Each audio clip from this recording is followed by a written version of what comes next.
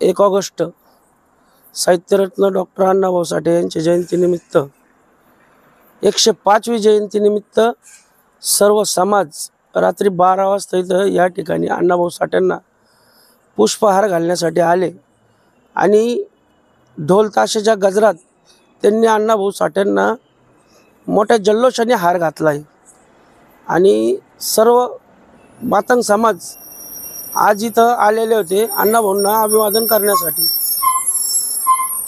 तसेच आमचे सत्यशोधक लौह क्रांती सेनेच्या वतीनं सकाळी 1 ऑगस्ट या ठिकाणी जेवणाचा कार्यक्रम ठेवण्यात आलेला आहे।